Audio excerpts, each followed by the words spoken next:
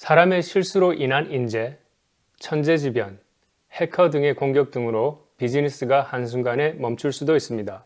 빠르게 돌아가는 세상에서 1분 1초가 예전보다 더 중요해졌습니다. 이런 세상에 비즈니스가 잠시라도 멈추는 경우 막대한 금전적 피해뿐만 아니라 고객들의 신뢰를 잃을 수도 있습니다.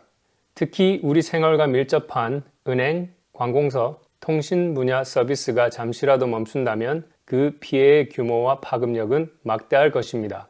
어느 한 연구에 의하면 서비스가 1시간 다운됐을 때 그 피해 규모는 평균적으로 26만 달러 정도 된다고 합니다. 하지만 그 다운되는 시간이 5분 정도라면 그 피해 규모는 2,600달러 정도 된다고 합니다.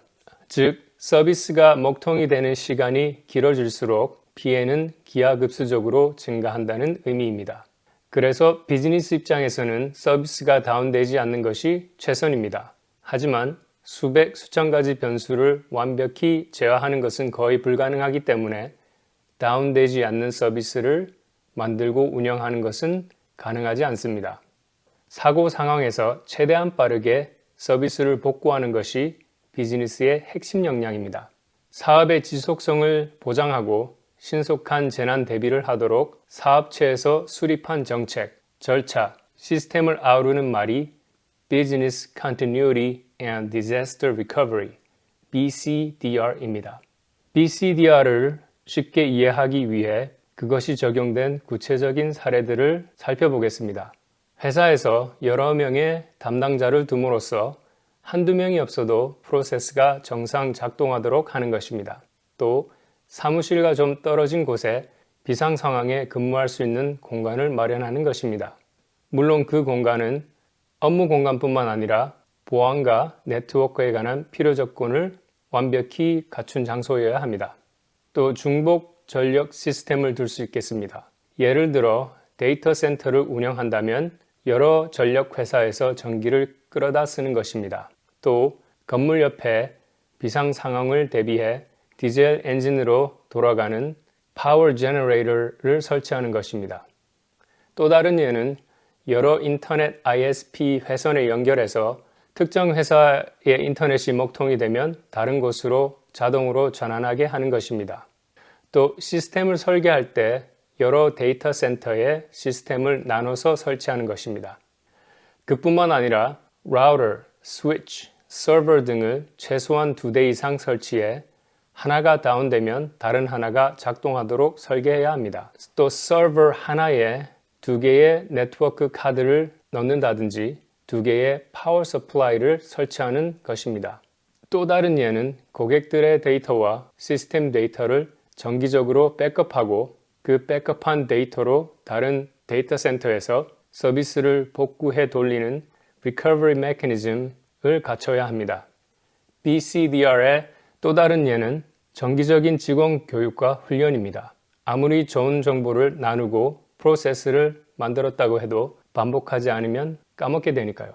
정기적인 교육으로 직원들이 BCDR을 인지하고 비상사태에 대응을 원만하게 합니다. 뿐만 아니라 BCDR에 관한 정보는 더욱더 안정적인 시스템을 설계하는 데 도움을 줄 수도 있습니다.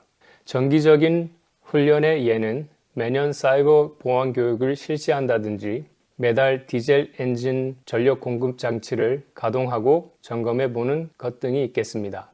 이렇듯 BCDR은 비즈니스 전반의 약한 고리들을 찾아내서 보완합니다. 또 직원들이 예상치 못한 사고가 났을 때 프로세스에 따라 신속히 대응하도록 돕습니다. 그래서 재난 상황에서 핵심 업무를 지속함으로써 피해를 최소화하는 것이 목적입니다. 제가 미국 회사에 일하면서 실제로 겪었던 BCDR 얘기입니다.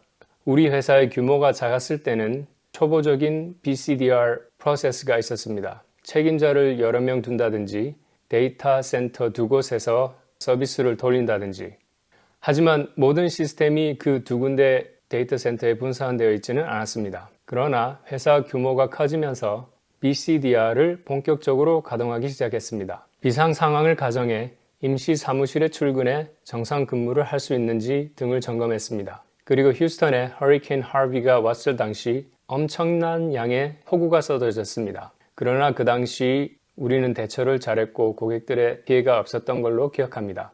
BCDR을 갖췄고 그 프로세스가 제대로 작동했던 또 다른 예가 있습니다. 켄티 테크놀로지라는 회사가 있습니다. 200명 정도의 고객을 가진 작은 회사였다고 하는데 2013년 번개가 그들의 캘리포니아 본사를 덮쳐서 화재가 발생했다고 합니다. 네트워크와 서버 장비가 불에 탔고 그들의 사무실은 복구가 불가능할 정도의 피해를 입었다고 합니다. 그러나 사고 다음 날 직원들은 임시 사무실로 출근했다고 합니다. 그리고 다른 도시에 있던 데이터 센터에 백업해둔 데이터로 서버를 가동해 고객들 피해가 거의 없었다고 합니다. 최근 카카오 목통에 관한 기사를 보면 SK의 미흡한 화재 대응과 카카오의 백업 시스템 부재를 얘기합니다.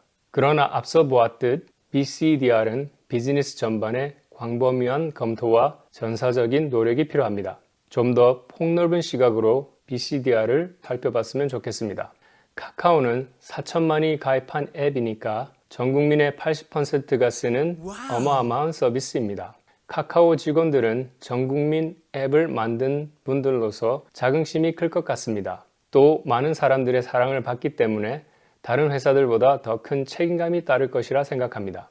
이제껏 빠른 성장에 집중했기 때문에 상대적으로 BCDR에 소홀했고 그래서 최근에 먹통 사태가 나지 않았나 생각합니다. 잠시 숨을 고르며 BCDR 부분을 강화한 후 세계 시장을 공략했으면 좋지 않을까 합니다.